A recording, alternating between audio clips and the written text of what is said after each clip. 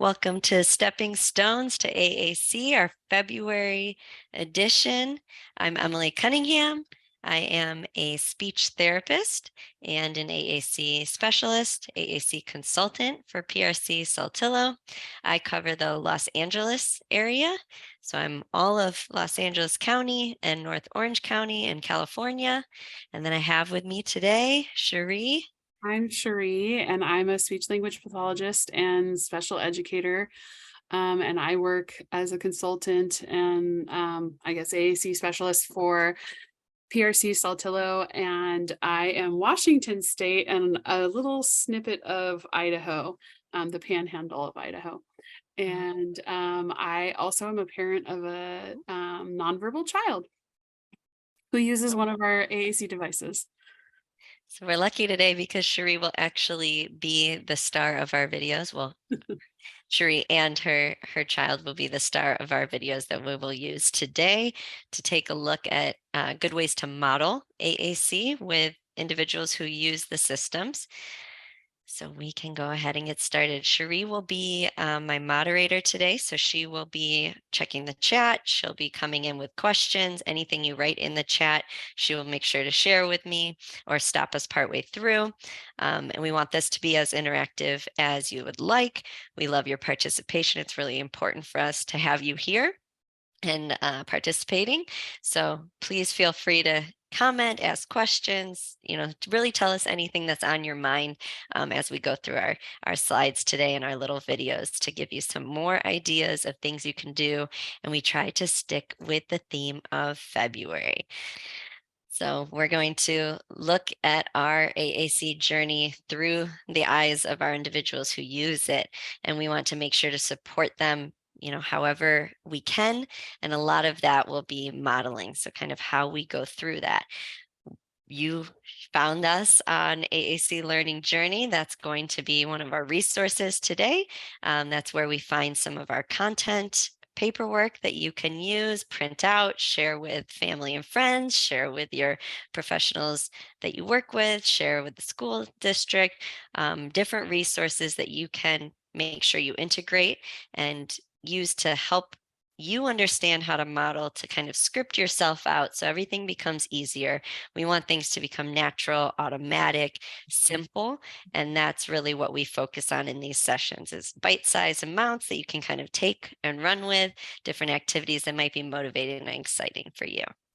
The activity you'll see us do today is done with a child, but it doesn't have to be.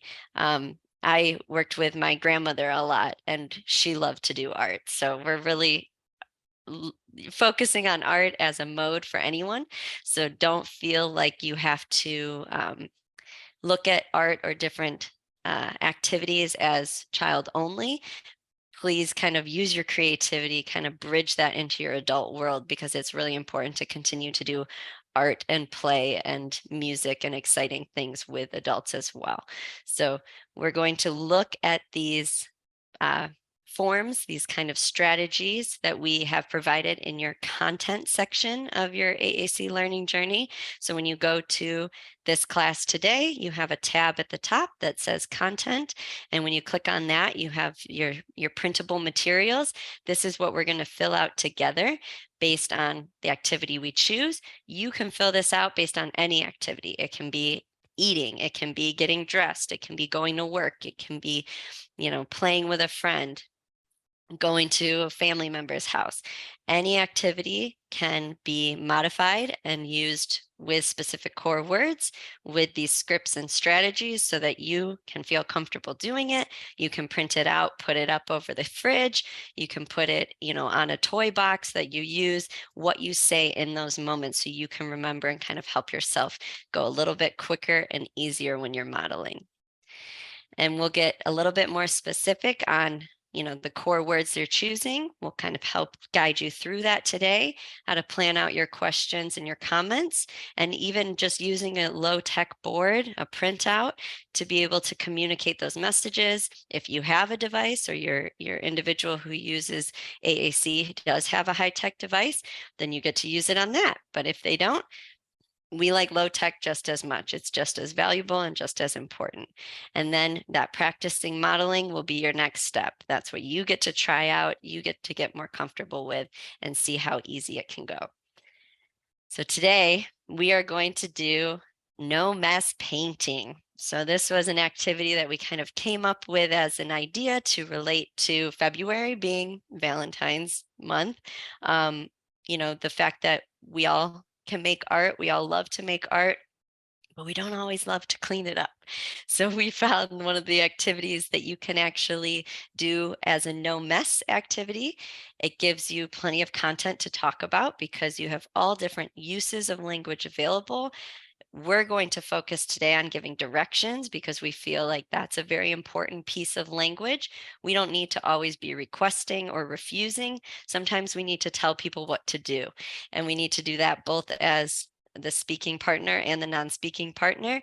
And so directions are very important with language development. And then we can have a fun and beautiful completed work of art that we can use as decoration or just put up in the house, give to someone as a card, different uses of that. So that's why we went with no mess painting today. And in your content, you should also have examples of these core word boards. So if you have never seen this before, it's basically taking the most commonly used words that are used actually across many different languages. As someone learns language, these are the most commonly used and important words that we gain right away, and we can interchange them and use them in a number of different ways. They have been placed on a board for you with a consistent location, so you can always find that word. So for example, sleep is in the bottom right corner. So every time I'm tired, every time I want to go to bed, every time I tell you I need to go to sleep, I have this one location that I can go to repeatedly, and over time it gets faster and easier because it never moves, it stays in that place. And so we're going to look at these core words today as the words we're going to choose when we're modeling. And that will lead us into that quickness, that automatic speech that will give our individuals who use AAC a lot easier time to speak back and copy our models to communicate. So we have it in two forms. That last one was Unity 84.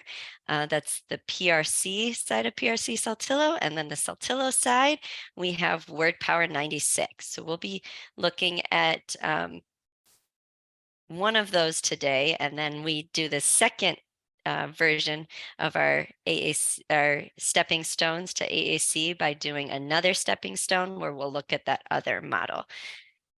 And so this is our video. I want you to pay attention while you're watching this video to what core words may be used. And so we're looking again at those really common, simple words. We're not looking so much at specific nouns, but we're looking at more generic verbs, adjectives, prepositions, pronouns even, that we're just getting an idea of what words we can repeat over and over across many different scenarios and environments to really express ourselves and get a message across. So just kind of keep your ears out on what kind of core words we might be using in this activity. Look, we're gonna make a picture. We put paint on the paper and we put more paint over here and more paint over here. We have some pink and red and white, and we put more white down here. We can make a picture. Yeah, we're gonna make a picture. We can push the paint up and down. All right. So I'm going to take us out of the PowerPoint for a minute so we can jump into our sheet here, our worksheet, and we can choose some of those core words. So up at the top, we have 3 core words listed. So let me really quickly jump out and switch the screen I am sharing for all of you to practice using those core words. So which core words do we want to pick here? We have 3 choices we can work from. I heard Cherie say quite a few core words. What were some that you heard? And Cherie, if you don't mind shouting them out for me when you see them come into the chat. more, Oh, that's a good one. up and down, Uh-huh. Beautiful. More is always a good one. I feel like we can always use more throughout our day. Anything. here, Here, nice.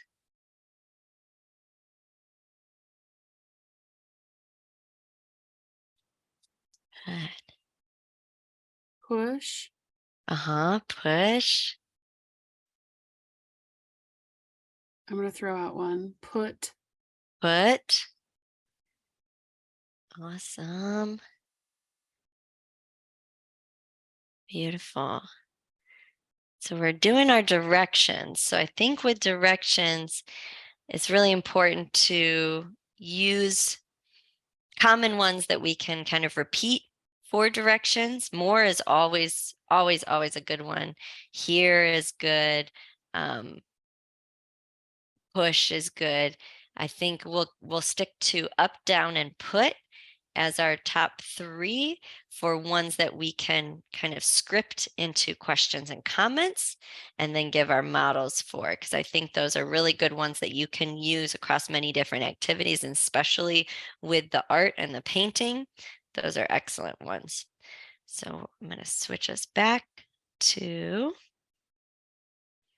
our PowerPoint. All right.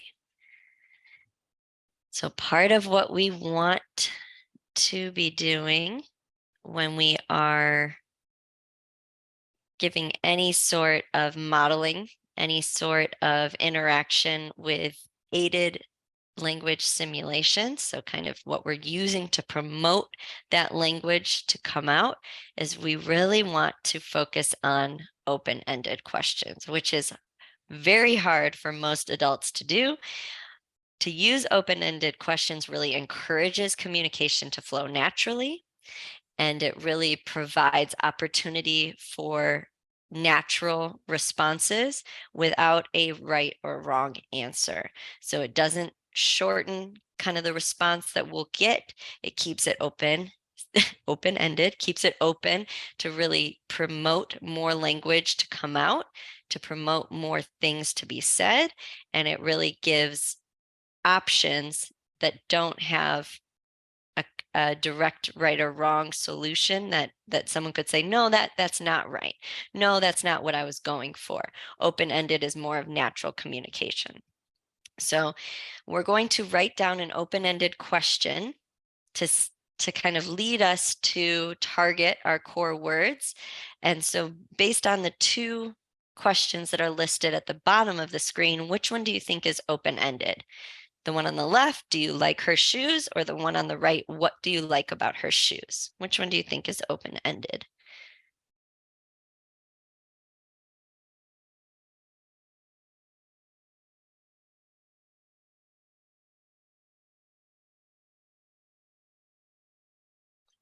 what do you like about her shoes? Awesome. Yep, they're right. Beautiful. That's really going to increase more words, more language to come out. Do you like her shoes? Yes or no? You get 1-word answers. It's kind of like when people are asking, what did you have for dinner last night? And they say pizza. And we say, well, tell me in a whole sentence. Well, when I answer you, I don't tell you I had pizza last night for dinner. I tell you pizza because you've asked me a question that's close-ended and I can answer in a single word. What do you like about her shoes? Stars, they're blue, they are sparkly, they are pretty. There's all different types of things you can say, and keep developing that language and keep continuing to ask questions. So we're going to take it back into our form and work on what questions we want to come up with together. So for our core word of up, let's come up with a question that might be open-ended, and then our next set will be getting into comments. So anyone think of an open-ended question that could relate to the word up, that could show us using the word up, that could maybe end up in a result that uses the word up? Can you think of anything that would be on the open-ended type of questions that would kind of relate to the word up? Where do you want to put the paint? Beautiful. Where do you want to put the paint? Where do you want it to go? That's fantastic. Let's use the word down, kind of same thing.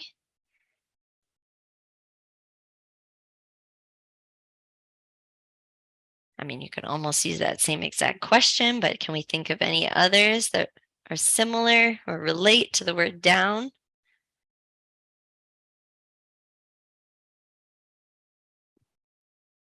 How to close it? Closed question. Well, let me think of I open. know, right? Um, It's much easier to say, should we put it up or down? yeah. Do you want it to go down? It's much easier and more natural for us as speaking adults to use those close-ended questions or those yes/no questions. And that happens naturally, I think, with when we're talking to individuals who use AAC. Oh, You want to it's lead really common. I mean, especially them. when you're trying to get that back and forth communication. I think I fall back into asking yes, no questions to my son regularly. All the time. I think it's the hardest thing for us to train out of ourselves. Yeah. And it's I think for myself, I have to ask those questions and go, oh my gosh, I didn't give them an opportunity to talk. I asked them a yes no question, or I asked them a, forced choice, this or that question. And that's not going to promote continued language or more than one word answers. If I want more than that, I have to help set it up for that. Can anyone think of anything that works with that one?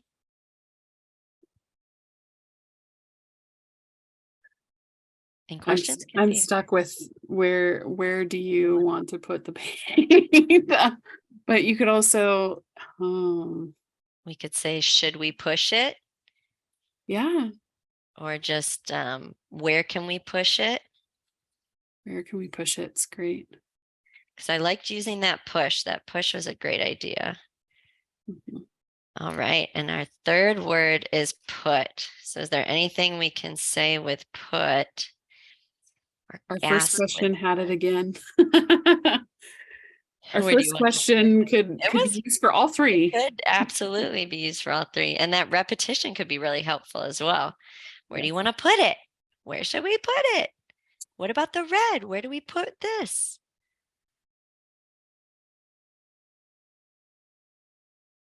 Yeah, where do we put red? Awesome. All right. So is that making some sense? You're asking questions still, but you're not so much leading to an exact right or wrong answer. Right. So we're going to move into comments. So with commenting, so the way we just did open-ended questions, comments are similar. Comments are really important because they're natural. And really how most people learn language is through hearing other people commenting. Oh, look at that dog. Did you see that go up? Oh, that's so beautiful. Ew, that's disgusting. We hear comments all the time. We observe, we relate to that emotion, that response, whatever we see happening, and we kind of integrate that into our head as this is what resulted or this is what happened next. And so comments are actually really, really important. We don't always think of them when we're doing modeling because we want to show how to request. We want to get an immediate result or a response. We might ask those questions, we might expect to teach that refusal. I don't want it. But comments end up being really, really important. So if we're not yet responding to those open-ended questions, if we're not yet getting an answer back, we can just comment. And us commenting is enough of a motivator. It's enough of an exposure to language to really understand how to use language. So we're going to write down some comments for what could be said in response to the question, or that just relate to our core word. It doesn't have to be a direct answer to our questions, because comments are not always answers. Sometimes comments are just talking and thinking things through. So we're going to keep it at or just above what they are producing naturally. So typically, if someone is producing single words or not really producing language yet, we're going to use 1 to 2 words. If they're producing 1 to 2, then we're going to go 2 to 3. So we're not going much further than they are producing, but just enough to show the next level. So usually you're doing about 2 to 3 words, 1 to 3 words beyond what they are currently saying. That really helps really connect those words that they're using and then learn how to go beyond. So let's jump back into our worksheet so we can give our own comments. So in here, we are going to come up with a comment for the word up. Can anyone think of a comment? Just anything you can say using the word up. And we're only looking for about 2 words. So that in itself can be a challenge for a lot of us adult speakers, is how do I only use 2 to Push 3 up. words? Push up. Oh my gosh, that's perfect. Push up. That's beautiful. How about down? Almost the same thing, right? You do red down, push Right down, down. Push go down. down. Oh my gosh. And what I like to do when I am filling out these forms is sometimes do those multiple ones so that I remember, okay, I can also say this. I can also say this. Gives me more options to say. How about put? Can you put here? Oh, put here. And we can go up to 3 words. Put on or put in? Awesome. We can even do more put or put more on. So we Yeah, can put more use on. that more that you want to use. Put down here. Put down here. Whoa, look at that fancy speech. Put up or put down. Beautiful.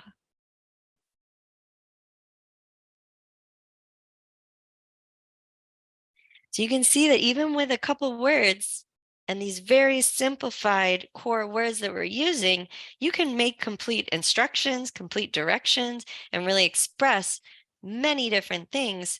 And we're only showing 3 words on the page right now. We're only looking at 3. That was beautiful. Awesome work. All right.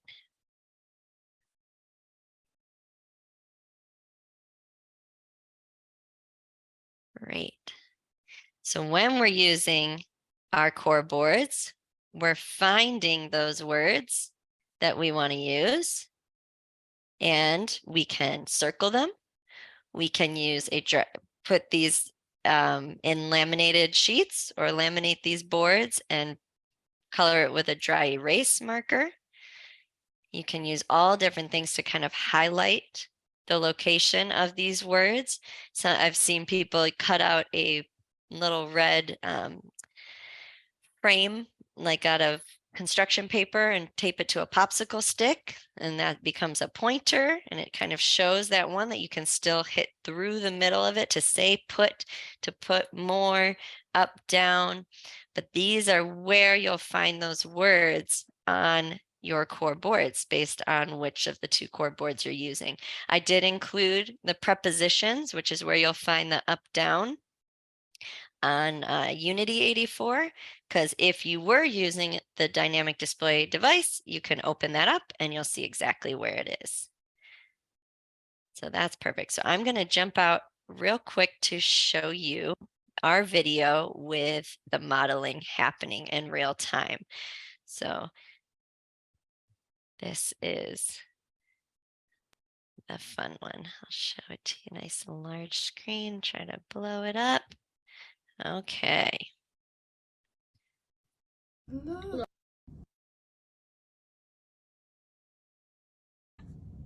Look.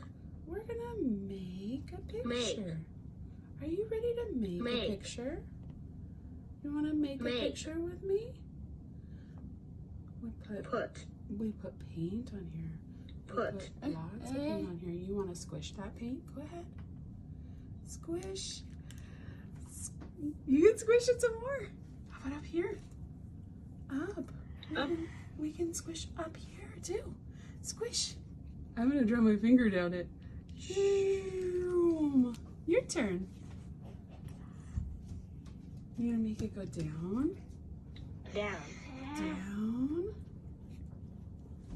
Oh, squish. Which one do you want to do? Up or down? Should we do up? Or down? Up? Okay, let's squish up. Up. Your turn. Oh, look. It's so pretty.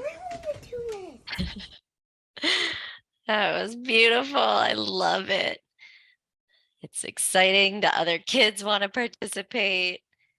And even though you're only showing a few words at a time, you are really modeling several different things.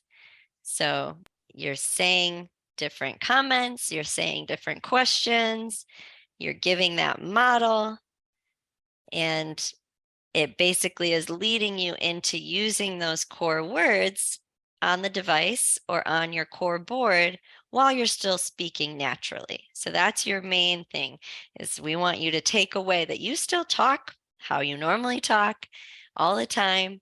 We're trying to formulate using all different types of language, but then what you're modeling is just those one or two or maybe three core words that go with your message and kind of give it a visual representation so that the individual you work with can learn that through watching you and be able to use that word independently, in the future.